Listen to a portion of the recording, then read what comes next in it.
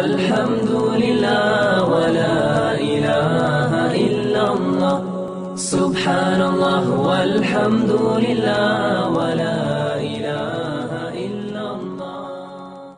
قل إنما أدعو ربي ولا أشرك به أحدا قل إني لا أملك لكم ضرا ولا رشدا قل إني لن يجيرني من الله أحد ولن أجد من دونه ملتحدا إلا بلاغا من الله ورسالاته ومن يعص الله ورسوله فإن له نار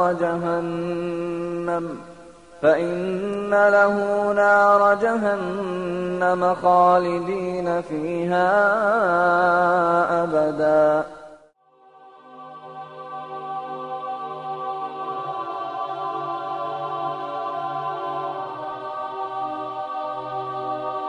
See, when a person says, how can good people go to hell? My first question is, who defines what's good? Do you define what's good? Does society define what's good? From our position, we would say that the only one who has the right to define what is good is God. In fact, the very essence of what makes something good or evil is the fact that this notion of good and evil itself is anchored in a transcendental concept, something meaning it's something beyond ourselves, right? And so that is very, very important, the concept of good and evil. So the first thing I talk about is, well, who defines God, right? It can't just be, who defines good? Good can't just be defined by society or by you or me.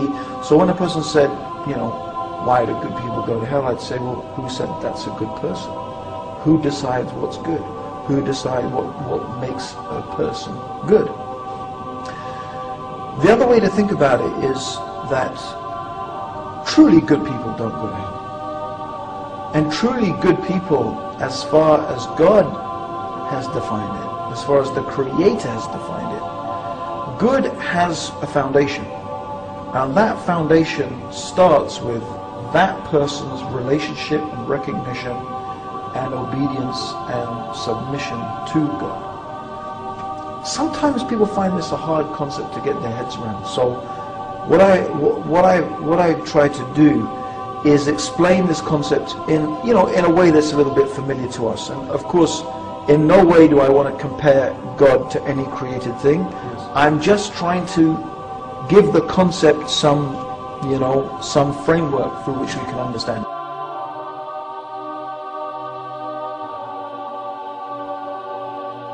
I want you to imagine, right, Eddie, you're a sort of journalist, right?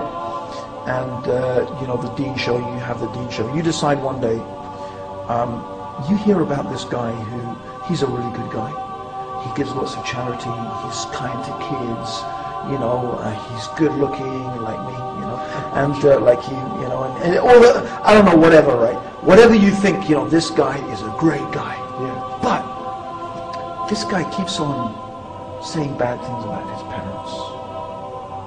Don't talk about my parents. My parents, he just says bad things. So you being a journalist, you say, I want to find out, who are these parents? They must be awful people, right? So you track them down and you interview them. And you find out that they're the sweetest, nicest, kindest people. They gave everything to their son. Everything to educate him. They lived in poverty so that he could, whatever you think, but they gave everything. They never did anything bad to him, right? Now what do you think of this guy? He's a creep. Yeah, and you know what? The fact is that all the good that he did just looks like nothing. It's starting to go out the window. Yeah, because you say, I can't ever think of a person who would treat his parents like that as being good. It doesn't matter what he does for the whole of humanity. But if he can't treat his parents properly, how can we look at him as good? Because there are some things that are so bad, so good that you do. And that's how we should look at a person who denies God, who abuses God, who considers something in the creation to be equal with God, this is so insulting and so abusive and so denying the reality of God. And in reality, God has more right to be loved, more right to be worshipped, more right to be respected than even your own parents.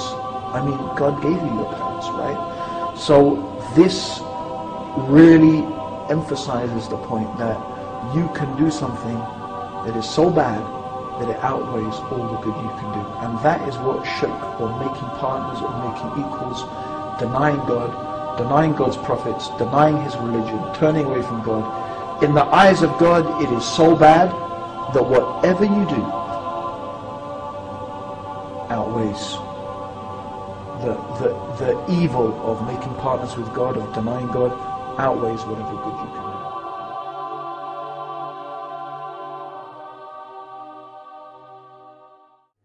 Now, let me, inshallah, begin by describing to you what Jahannam truly is. First of all, it is huge. As Rasulullah ﷺ described, it is so huge that it has 70,000 rings. On each ring is a rope, and on each rope is 70,000 angels, as a way of describing to us how huge Jahannam really is, and how great they are, the angels are to actually pull, and how great Jahannam really is for it to require so many angels to actually pull it. And so this is a size, an indication of the size. Also, once Rasulullah ﷺ was actually sitting down with his companions, and they heard a sound, and so Rasulullah ﷺ said, "Do you know what that sound was?" And then Rasul and the companions said, "Allah and His Messenger knows best." At that point, Rasulullah ﷺ said, "That was a stone that was thrown, pelting down from the top of Jahannam into the bottom of Jahannam, and only today, after 70 years, it has reached the bottom." So you can just imagine how deep and how vast and how wide and vast Jahannam truly is.